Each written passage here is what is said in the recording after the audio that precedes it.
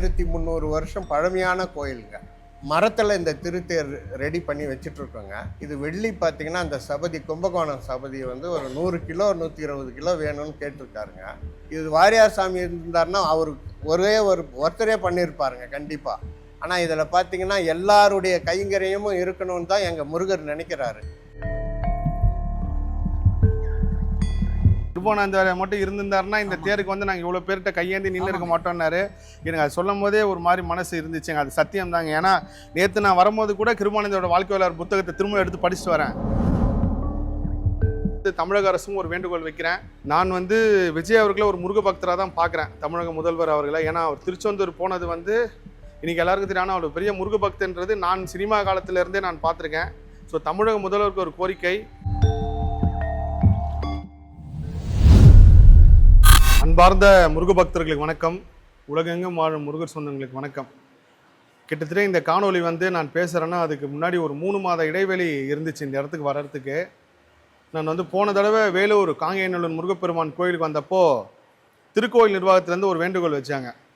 அந்த வேண்டுகோள் என்னென்னா, என் பின்னாடி இருக்குது பாருங்கள் இந்த தேர் வந்து வெள்ளித்தேராக ஓடுறதுக்கு ஒரு வேண்டுகோள் வைக்கிறாங்க. அப்போ நான் சொன்னேன், ஐயா என்னால் முடிஞ்ச உதவி செய்கிறேன், அதுக்கப்புறம் நானும் எனக்கு தெரிஞ்ச சர்க்கிளை வந்து நான் உதவி கேட்குறேங்க அப்படின்னு சொல்லிட்டு வந்துட்டேன். அதுக்கப்புறம் இந்த கோவிலேருந்து ஜெயவேல் ஐயா வந்து என்னை தொடர்பு கொண்டே இருக்கார். நீங்கள் திரும்ப வரணுன்றார். அவர் ஏன் கூப்பிட்றாருன்னு தெரியல, நம்ம தான் வந்துட்டோமே. அதுக்கப்புறம் தான் நான் வந்து கிருபானந்த வாரியாரோட ஜீவ சமாதியில் தியானத்தில் உட்காரப்போ எனக்கு அன்னையனார் பெருமான் சிலை கொடுக்கணும்னு சொல்லி ஒரு உத்தரவு வந்துச்சு.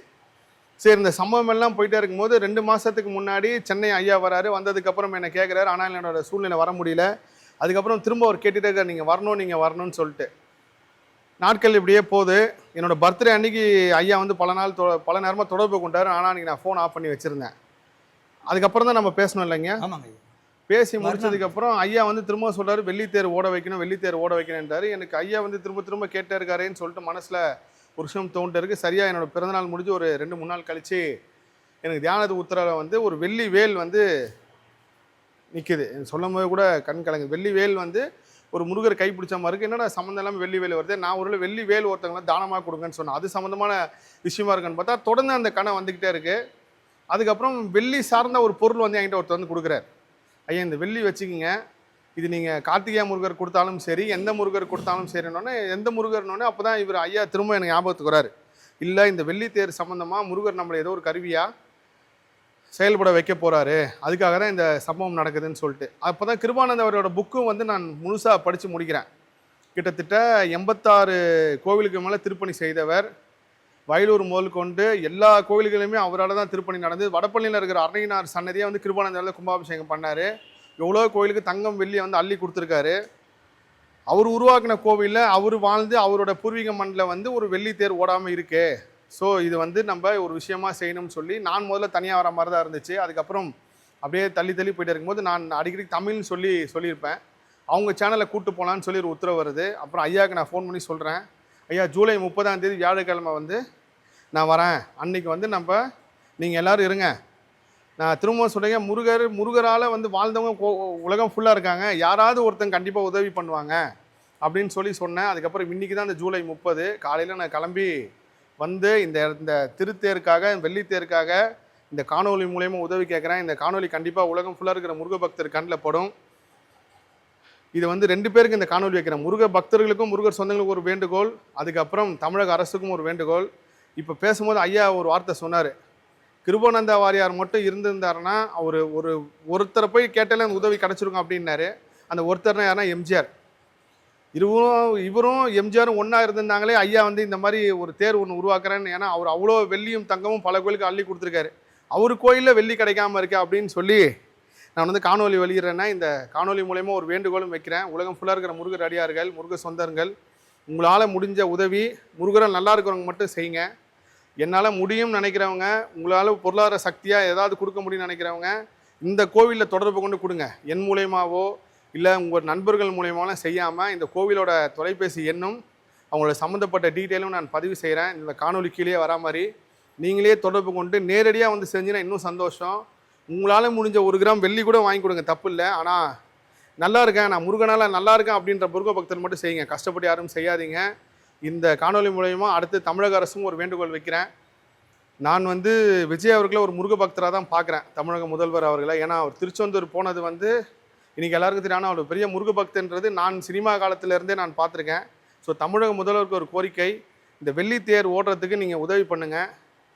நான் வந்து எம்ஜிஆரோட அடுத்த ஒரு பேட்டர்ன் பிறவியாக தான் நான் அவரை பார்க்குறேன். காரணம் என்னென்னா, அவர் எப்படி கொல்லூர் மூகாம்பிகைக்குள் போனாரோ அதே மாதிரி இவர் போனதாக இருக்கட்டும்.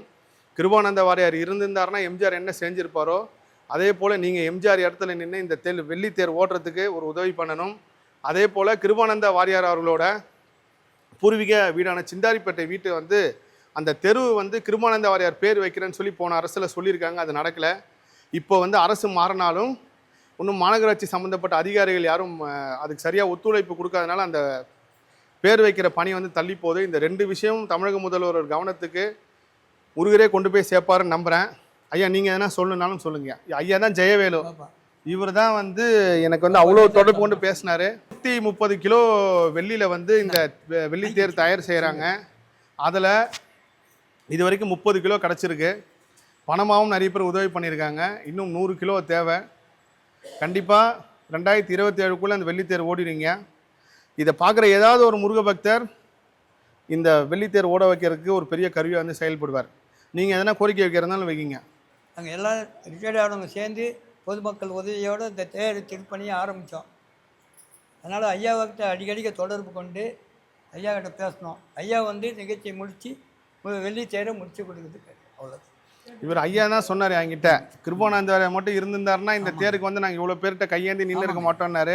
எனக்கு அது சொல்லும் போதே ஒரு மாதிரி மனசு இருந்துச்சுங்க. அது சத்தியம் தாங்க. ஏன்னா நேற்று நான் வரும்போது கூட கிருபானந்தோட வாழ்க்கை வரலாறு புத்தகத்தை திரும்ப எடுத்து படிச்சுட்டு வரேன். அதில் அவர் செய்த பணி, இப்போ நீங்கள் ராஜகோபால் அண்ணாச்சி உயிரோட இருந்தால் கூட நம்ம அவர்கிட்ட போய் கேட்டிருந்தா கூட ஒரே ஆளாக நின்று செஞ்சு கொடுத்துருவாரு. நான் கன்ஃபார்மாக ஒன்று மட்டும் சொல்கிறேங்கய்யா, என் பக்திக்கு எத்தனை விஷயத்த சொல்கிறீங்க. இதுக்கப்புறம் நீங்கள் ஆட்டி கையேந்து நிற்க மாட்டீங்க. சரி, உங்களுக்கு தேவைக்கு மேலே உங்கள் உதவியே கிடைக்கும். தலைமையில இந்த தேர் முடிக்கிறது திருப்பணி ஓடி நடக்குங்க. கண்டிப்பாக நடக்குங்க. தலைமையில இது வெள்ளோட்டம் நடக்கிறது நீங்க தான். அரையினார் பெருமான் ஆசையோடு இது நடக்குங்க. சரிங்க. இது பழமையான கோயிலுங்க. இங்கே பார்த்தீங்கன்னா இது வந்து இந்து அறநிலைத்துறை கட்டுப்பாட்டில் இயங்கக்கூடிய திருத்தலங்க. இந்த இங்கே பார்த்தீங்கன்னா சிவன் கோயில் இருக்குது, பெருமாள் கோயில் இருக்குது. எல்லாமே பார்த்தீங்கன்னா 1300 வருஷம் பழமையான கோயிலுங்க. இங்கே பார்த்தீங்கன்னா ஒரு வருஷத்தில் 268 நாள் சாமி வீதி உலா நடக்குங்க. இந்த முருகப்பெருமானுடைய திருக்கோயிலில் கண்டிப்பாக 2 வேளையும் அபிஷேகம், 2 வேளையும் பார்த்தீங்கன்னா திருமஞ்சனம் நடக்குங்க. 11 மணி 11:30 மணிக்கு உச்சிக்கால பூஜையில் அருணகிரிநாதருடைய பூஜை பண்ணிவிட்டு அந்த பூஜையை செய்துட்டு அதுக்குண்டான அன்னதானம் கண்டிப்பாக அங்கே சிறப்பாக நடக்குங்க. இப்போ ஒரு 10 வருஷமாக பார்த்தீங்கன்னா ஒரு 28 பேருக்கு அன்னதானம் பண்ணிகிட்ருக்காங்க. இங்கே வந்து நாங்கள் இந்த வெள்ளித்தேர் திருப்பணி ஆரம்பிச்சிருக்கோங்க. இது திருப்பணி ஆரம்பித்து 2 வருஷம் ஆச்சுங்க. மரத்தில் இந்த திருத்தேர் ரெடி பண்ணி வச்சிட்ருக்கோங்க. இது வெள்ளி பார்த்திங்கன்னா அந்த சபதி கும்பகோணம் சபதி வந்து ஒரு 100 கிலோ 120 கிலோ வேணும்னு கேட்டிருக்காருங்க. இது பார்த்திங்கன்னா இப்போது ஒரு 3 மாதத்துக்கு முன்னே ஐயா இந்த திருக்கோயிலுக்கு வந்தாருங்க. வந்தப்போ அவர்கிட்ட நாங்கள் கோரிக்கை வச்சோம். இது ஐயாவால் இந்த திருப்பணி சிறப்பாக முடிந்து இது இங்கே நல்லபடியாக நடக்கணும்னு நான் முருகனை அவரே வேண்டிக்கிட்டாருங்க. இது அவர் கையால் முடிக்கணும்னு எங்கள் முருகரும் அந்த மாதிரி விருப்பப்படுறாருங்க. இது வாரியார் சாமி இருந்தாருன்னா அவர் ஒருத்தரே பண்ணியிருப்பாருங்க கண்டிப்பாக. ஆனால் இதில் பார்த்திங்கன்னா எல்லாருடைய கைங்கரியமும் இருக்கணும்னு தான் எங்கள் முருகர் நினைக்கிறாரு. அதனால தான் இது இவ்வளோ லேட்டாக இந்த மாதிரி தோணி இருக்குங்க. இது ஐயா தான் இந்த திருப்பணியை நல்லபடியாக முடிச்சு கொடுக்கணுங்க எங்களுக்கு. நாங்கள் அவர்கிட்ட ஒரு வேண்டுதல் வைக்கிறோங்க. ஐயா, முருகர் நடத்துவாருங்க. நீங்கள் நான் சொல்லாதீங்க. இல்லை, முருகர் பார்த்தீங்கன்னா யாரையாவது ஒருத்தர் கை காமிப்பாருங்க. முருகரே நின்று பண்ணுறாருன்றது அப்புறங்க. ஆனால் இப்போ இவர் வந்து பார்த்தீங்கன்னா சென்னையில் இருக்காருங்க. நம்ம காங்கேயநல்லூரே அவருக்கு தெரிஞ்சிருக்கலாம். அதாவது வரணும்னு நினச்சா கூட சில நேரத்தில் வர முடியாமல் தவிர்க்க முடியாத சந்தர்ப்பம்லாம் ஏற்படலாம். ஆனால் சாமி பார்த்தீங்கன்னா அவர் இந்த இடத்துக்கு கூட்டிகிட்டு வந்திருக்காரு. இதோட 2வது முறை வந்திருக்காருங்க. இந்த தடவை கூட்டம் வந்து சாமி தான், முருகர் தாங்க. அது பார்த்தீங்கன்னா அவரோட விருப்பம் வரணும்னு இருந்தாலும் சில தடங்கள் எல்லாம் ஏற்படுங்க. அது எல்லாம் முறியடிச்சு இவர் தான் எவ்வளோ பண்ணியிருக்காருங்க. இந்த காங்கேயநல்லூர் இந்த முருகன் கோயில் திருத்தலம் வந்து பார்த்தீங்கன்னா ஏறக்குறைய பழமையான திருத்தலம். இதில் இந்த கோபுரத்தின் உச்சியிலேருந்து 4 பேர் கீழே தவறி விழுந்திருக்காருங்க. அதில் ஒருத்தர் கிருபானந்தர் ஒருத்தர் பார்த்தீங்கன்னா ஃபஸ்ட்டு விழுந்தவர் வாரியார் சாமியோட தம்பிங்க. அவர் வந்து மேலே கோபுரத்தில் திருப்பணி நடந்துட்டு இருக்கிறப்போ அவர் சிற்றுண்டி கொடுக்குறப்ப கால் இடறி கீழே விழுந்துட்டாருங்க. பார்த்தீங்க டாக்டர் கிட்ட சிஎம்சியில் கொண்டுட்டு போகிறப்ப பார்த்தீங்கன்னா அப்போ பழமையான சிஎம்சிங்க. டாக்டர் ஆச்சரியப்பட்டுட்டார், நம்பவே இல்லைங்க. அதுக்கப்புறம் பார்த்தீங்கன்னா லட்சதீப விழாவில் 2 முறை பார்த்தீங்கன்னா எலக்ட்ரிஷியன் கீழே விழுந்தாருங்க. யாருக்குமே எந்த சின்ன இடையூறு கூட இல்லைங்க, எல்லாமே நல்லா இருக்காங்க.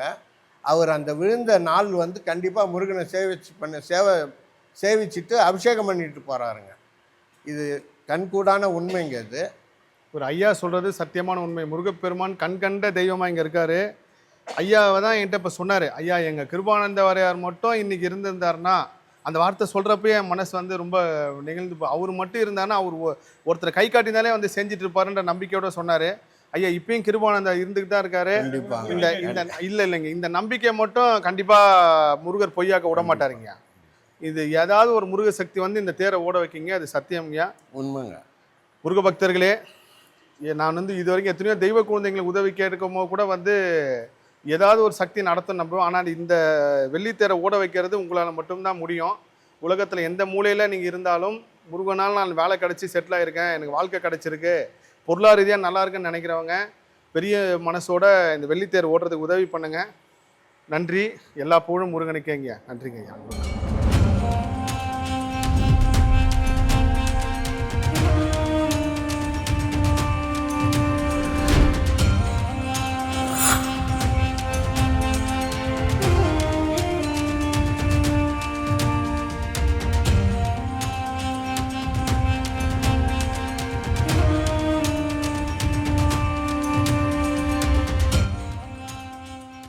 நான் என்னோடய முருகர் ஆராய்ச்சிலையும் முருக பக்திலையும் கர்ம ஆராய்ச்சி சம்மந்தமாக கிட்டத்தட்ட ஒரு 2-3 நாட்கள் பயணத்தில் வந்து எந்த காணொலியிலுமே வந்து நீங்கள் ஃபாலோ பண்ணுங்கள், ஷேர் பண்ணுங்கள், சப்ஸ்கிரைப் பண்ணுங்கன்னு சொன்னதில்லை. காரணம் அது சொல்லக்கூடாது என்னோட ஒரு பெரிய கொள்கை குறிக்கோள்.